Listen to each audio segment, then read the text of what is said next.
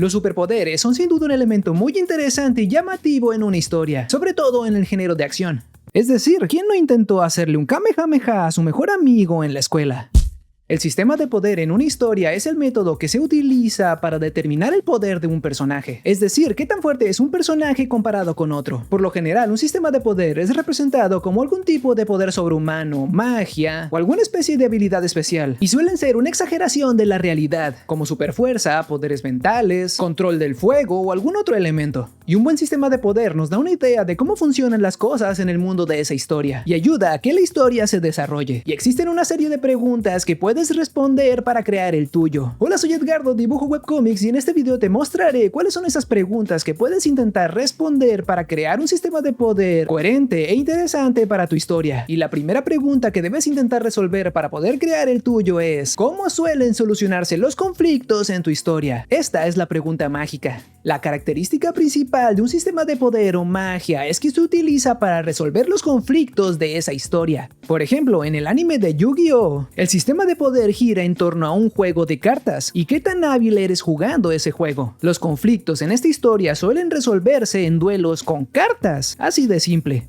El poder de una persona se define por su habilidad para luchar en el duelo de monstruos. Esas batallas definen quién gana y quién pierde, quién es más fuerte y quién se va al reino de las sombras. Por lo tanto, en esa historia no importa si mides 3 metros o 50 centímetros, si eres musculoso o si puedes volar, nada de eso importa. Lo que importa es qué tan bueno eres jugando cartas, y si no lo eres, pues eres una persona ordinaria. Porque en esos juegos es donde se centra la historia. A decir verdad, es muy interesante ver un sistema de poder donde no necesariamente dos personas se agarran a golpes. No hay ninguna confrontación física directa, y aún así las batallas son muy interesantes, y hay muchas historias que manejan el sistema de poder de esta manera. Beyblade es un anime que trata sobre unos chicos que compiten contra otros en combates con trompos, que en su interior tienen espíritus antiguos, y los conflictos en esta historia suelen solucionarse en las llamadas Beybatallas. Dos jugadores lanzan sus super trompos y luchan en un plato gigante, y el Beyblade que deja de girar pierde. Bastante simple, bastante claro. Y el nivel de poder se mide en quién es mejor en este tipo de batallas.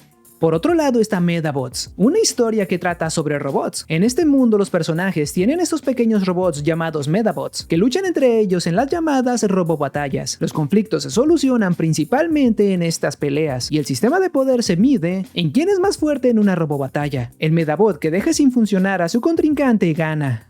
Ahora, en Pokémon, el nivel de poder se suele medir en qué tan fuerte eres en las batallas Pokémon. Generalmente, cuando las cosas se ponen feas, Ash saca a su Pikachu de nivel 4000 para resolver la situación. Sería muy raro que en los episodios de Pokémon los entrenadores se comenzaran a dar de puños. Sería interesante, pero raro. Saber cómo los personajes de tu historia afrontan los conflictos es el primer paso para crear el sistema de poder de tu historia. Pueden ser peleas de robots o duelos con cartas, batallas con trompos, luchas con animalitos, incluso batallas de rap. ¿Has escuchado alguna vez alguna batalla de rap? El rap es el sistema de poder en ese mundo. Yo. Los conflictos en tu historia deben resolverse principalmente con el sistema de poder que crees. Ahora, el conflicto más grande e importante en una historia se resuelve en el clímax de esa historia. Todas las historias que te mencioné anteriormente, en su clímax, podemos ver intensas batallas en las que se utilizan esos sistemas de poder. En Yu-Gi-Oh! Vemos un gran duelo de cartas, en Beyblades vemos un gran combate con trompos, en Medabots vemos robots luchando, y en Pokémon sin duda Pikachu está presente. Ahora, si te das cuenta, todos estos sistemas de poder tienen algo en común. Podemos ver todas esas habilidades o poderes. Una característica muy importante de un buen sistema de poder es que pueda ser visible de alguna manera, para que las personas puedan entender con claridad cómo es que funcionan. Si el poder es visible, no tendrás que explicar mucho al respecto, porque las personas lo interpretarán por ellas mismas y deducirán qué es lo que está sucediendo y sabrán qué tan fuerte es un personaje. Así que es muy importante que puedas representar correctamente y de manera muy clara cómo se ve tu sistema de poder. Si tienes problemas para ilustrarlo, te recomiendo que tomes algún curso, como el curso de ilustración digital de EVAC. EVAC es la Escuela Británica de Artes Creativas y Tecnología. Tienen un curso de ilustración digital que está enfocado en que realmente te vuelvas un profesional y encuentres trabajo de ello. Tienes acceso de por vida a su contenido y puedes cursarlo a tus tiempos. Y no solo son videos que tienes que ver, Evac te conecta con ilustradores profesionales que ya se dedican a eso y pueden ayudarte a conectar con grandes empresas. También te asesoran personalmente y te ayudan a crear tu propio portafolio. Incluso al final del curso está la posibilidad de hacer un proyecto real con marcas reales. El curso es 80% práctico, así que aprenderás haciendo. No creo que haya otra manera de aprender a dibujar webcomics. Ahora mismo puedes conseguir un 55% de descuento utilizando el código promocional Edgardo55. Estoy seguro que este curso te ayudará a representar tu sistema de poder adecuadamente en tu historia, porque el sistema de poder es el eje central de una batalla en una historia shonen de acción. Pero tu historia no necesariamente debe tratarse sobre batallas para que tenga un sistema de poder en ella. Por ejemplo, Haikyuu es una historia que trata sobre voleibol. No hay superpoderes, no hay magia, no hay nada anormal. Solo un grupo de chicos jugando con una pelota y una red. Los enfrentamientos en esta historia son partidos de voleibol, y el clímax de la historia de Haikyuu es un gran partido de voleibol. Por lo tanto, el nivel de poder de cada personaje se mide en qué tan buenos son jugando al voleibol. Tan simple como eso. Pero cada remate que veo en esa historia parece realmente un superpoder. Y eso es lo interesante. Podemos ver muy claramente cuándo un jugador es bueno y cuándo no. Es muy fácil saber quién es fuerte en esa historia. Así que no necesitas crear una historia de fantasía para poder tener un sistema de poder. Solo debes contestar la pregunta: ¿cómo se resuelven los conflictos en mi historia? Después de que tengas una idea bastante clara de cuál será el poder que gobernará el mundo de tu historia, ahora debemos intentar construirlo, para entender un poco más la lógica detrás del funcionamiento de ese poder. Y para eso puedes hacerte las siguientes preguntas: ¿de dónde viene ese poder o cómo se obtiene? En Yu-Gi-Oh! El duelo de monstruos existía desde la antigüedad. Los faraones lo jugaban utilizando magia oscura. Ese es su origen. Después el juego evolucionó al punto de volverse un deporte. Y por ejemplo, los Pokémon han existido en este mundo desde sus inicios. Incluso hay un dios Pokémon que se supone los creó. El origen no necesariamente debe ser muy complejo o dramático, solo debe tener sentido y coherencia en tu historia. Y ahora las siguientes preguntas que puedes hacerte son: ¿cómo afecta este poder al mundo en donde existe? Al establecer un sistema de poder en tu historia, les das una pista a las personas de cómo se supone que funciona el mundo en donde viven tus personajes, como por ejemplo cómo es su cultura, cómo las personas utilizan esos poderes en sus vidas diarias, o cómo está bien usarlo y cómo no, si es visto con normalidad o es una rareza, pero de algún modo ese poder es esencial en el mundo de tu historia. Por lo tanto, define en gran parte cómo es el modo de vida de los personajes en ella. Por ejemplo, los Pokémon conviven con los humanos en sus vidas diarias y el mundo está muy moldeado a ellos. Personas y Pokémon conviviendo juntos. Esto también sucede en Medabots. Esos pequeños robots también forman parte del día a día de las personas. Son sus compañeros y casi todos tienen uno. E incluso hay campeonatos mundiales de robobatallas. Así de importantes son. Por ejemplo, imaginemos que en tu historia el protagonista tiene alguna clase de superpoder o habilidad. Como por ejemplo, sacar fuego por los dedos, como si fuera una estufa. Quizás en ese mundo las personas tienen habilidades de electrodomésticos o algo así. El punto es que intentes pensar cómo ese poder afecta al mundo en donde se desarrolla. Ahora, una de las preguntas más importantes que tienes que responder para poder construir adecuadamente tu sistema de poder es: ¿cuáles son sus reglas? ¿Cuáles son los beneficios? ¿Cuáles son los riesgos? ¿Y cuáles son los límites de esos poderes? Debe haber un equilibrio muy claro entre beneficios, riesgos y limitaciones. Verás, el sistema de poder en una historia, sobre todo si hablamos de habilidades especiales, es como si jugaras un juego de mesa. El juego tiene reglas que te indican qué es lo que puedes hacer y qué no. Y de hecho eso es lo que hace a los juegos divertidos. Los sistemas de poderes son de verdad geniales, pero si no tienen reglas, si no tienen límites, entonces ¿qué sentido tiene jugar ese juego? Los sistemas de poderes en los animes suelen tener los límites muy claros, pero hay excepciones.